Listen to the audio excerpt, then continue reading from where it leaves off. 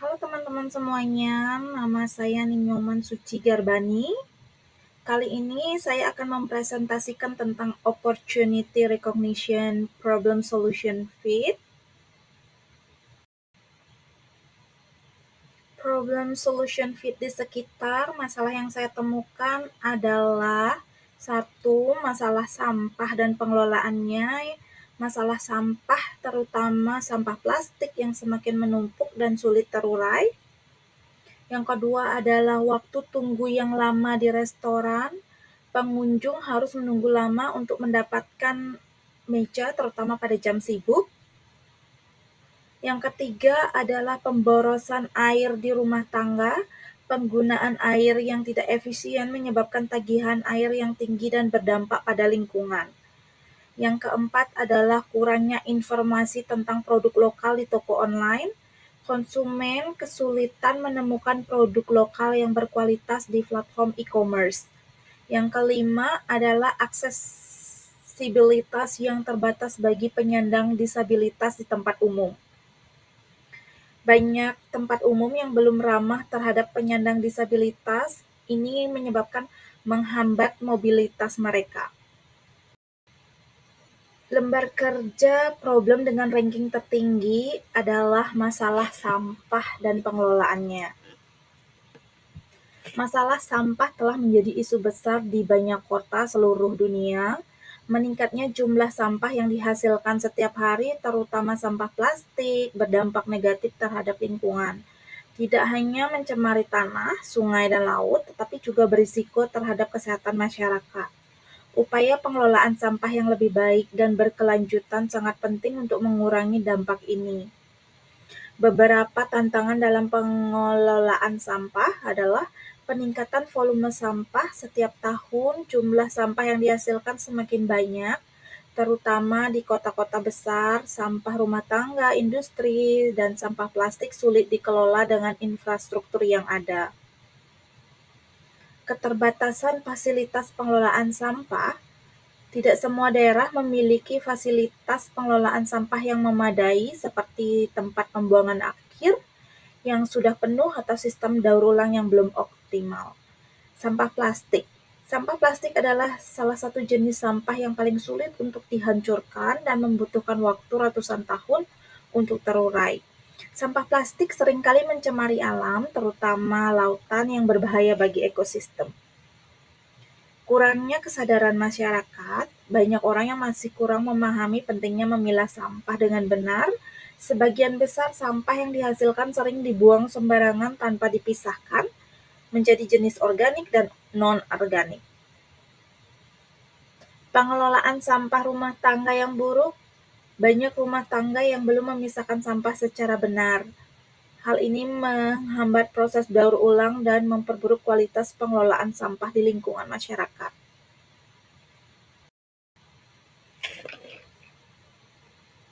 How might we?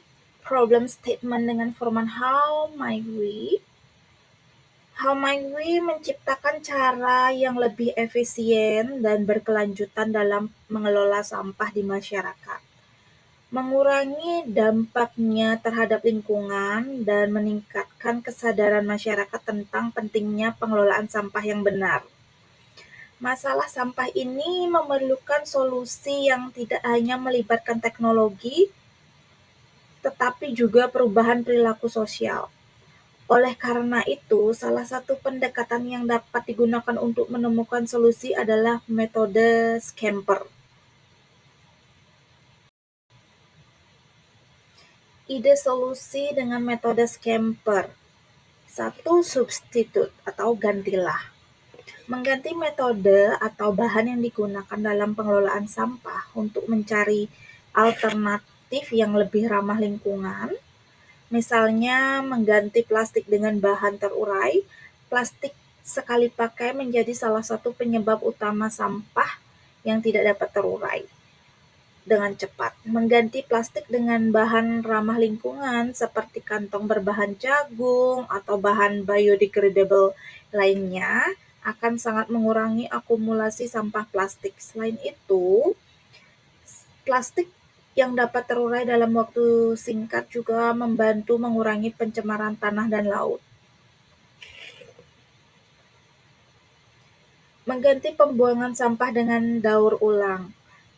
Alih-alih membuang sampah begitu saja, kita bisa menggantinya dengan cara mendaur ulang atau recycle. Edukasi masyarakat tentang pentingnya memilah sampah sejak awal dan memanfaatkan teknologi untuk memudahkan proses daur ulang akan membuat pengelolaan sampah lebih efektif.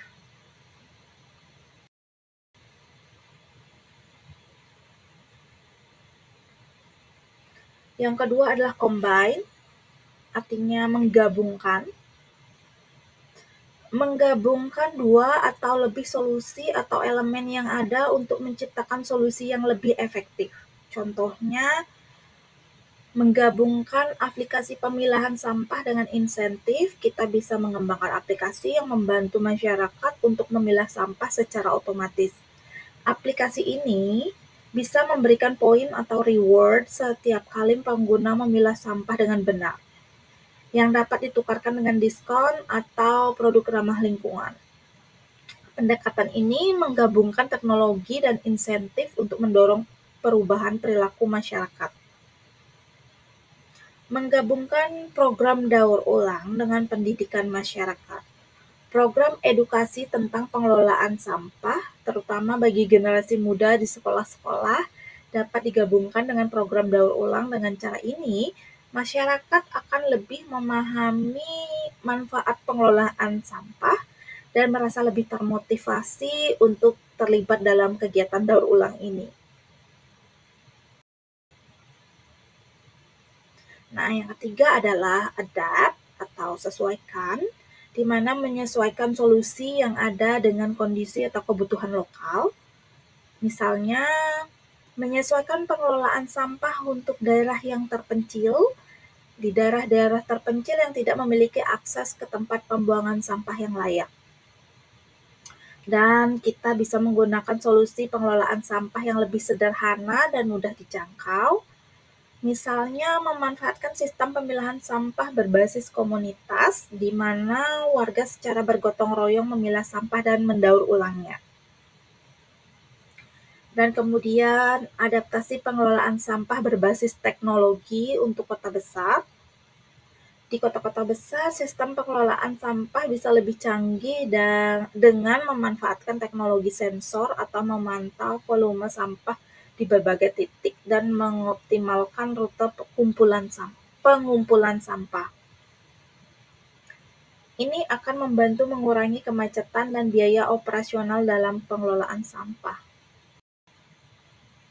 Yang keempat adalah modify atau modifikasi, di mana memodifikasi atau mengubah sistem yang sudah ada untuk meningkatkan hasilnya. Misalnya, modifikasi tempat sampah dengan teknologi pemilahan otomatis, tempat sampah yang dilengkapi dengan teknologi sensor yang dapat memilah sampah secara otomatis.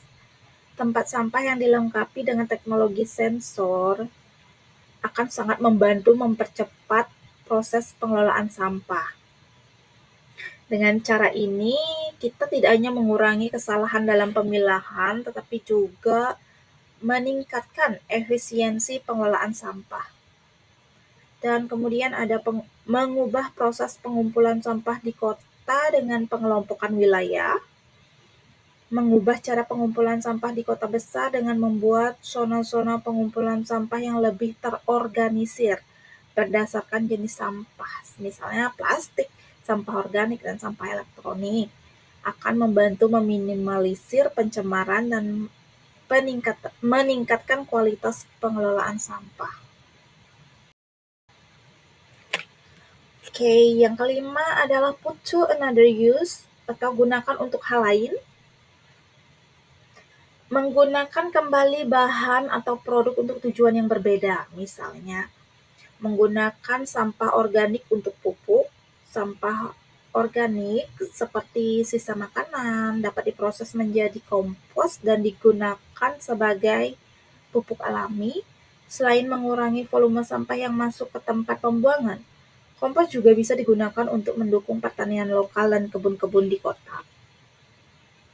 Kemudian menggunakan sampah plastik untuk produk konstruksi.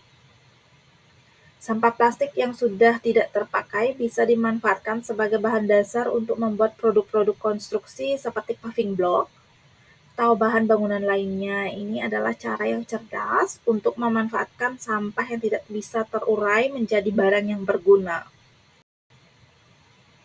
Yang keenam adalah eliminate atau hilangkan.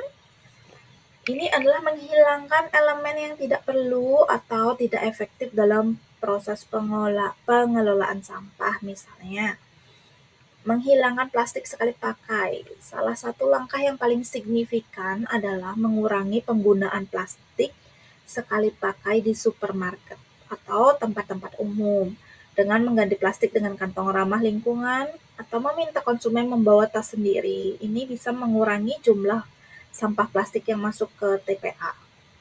Kemudian ada menghilangkan penggunaan bahan yang tidak bisa didaur ulang. Banyak produk yang menggunakan bahan yang sangat sulit atau bahkan tidak bisa didaur ulang, seperti beberapa jenis kemasan plastik. Menghilangkan penggunaan bahan-bahan tersebut bisa mengurangi volume sampah yang tidak dapat diproses kembali. Kemudian yang ketujuh adalah rearrange atau atur ulang. Mengatur ulang cara atau sistem yang ada untuk meningkatkan hasil yang lebih baik. Misalnya, menata ulang tempat sampah di ruang publik. Misalnya memodifikasi desain tempat sampah di ruang publik dengan pemisahan yang lebih jelas antara jenis sampah bisa memudahkan masyarakat dalam membuang sampah dengan benar. Penambahan tanda atau instruksi yang jelas akan membantu meningkatkan kesadaran tentang pemilahan sampah. Dan kemudian mengatur ulang jadwal pengumpulan sampah berdasarkan pola kegiatan. Menyesuaikan jadwal pengumpulan sampah dengan pola kegiatan masyarakat bisa mengurangi penumpukan sampah. Contohnya adalah tempat-tempat yang ramai pengunjung di akhir pekan bisa mendapatkan jadwal pengumpulan lebih sering daripada yang lebih sepi. Kesimpulan, masalah sampah merupakan tantangan global yang membutuhkan pendekatan kreatif dan solutif. Dengan menggunakan metode Scamper, kita bisa menghasilkan berbagai solusi yang berpotensi besar untuk meningkatkan pengelolaan sampah dari mengganti plastik sekali pakai dengan bahan terurai, menggabungkan teknologi dan insentif, hingga memodifikasi cara kita mendaur ulang. Semua solusi ini bisa kita implementasikan untuk menciptakan lingkungan yang lebih bersih dan sehat. Pengelolaan sampah yang lebih efektif bukan hanya soal mengurangi volume sampah, tetapi juga mengubah perilaku kita dalam memperlakukan sampah dengan kerjasama antara pemerintah, masyarakat, dan sektor swasta. Kita bisa menciptakan solusi yang lebih baik untuk mengatasi masalah sampah dan menjaga kelestarian lingkungan kita. Baiklah, sekian presentasi saya kali ini. Terima kasih dan salam entrepreneur.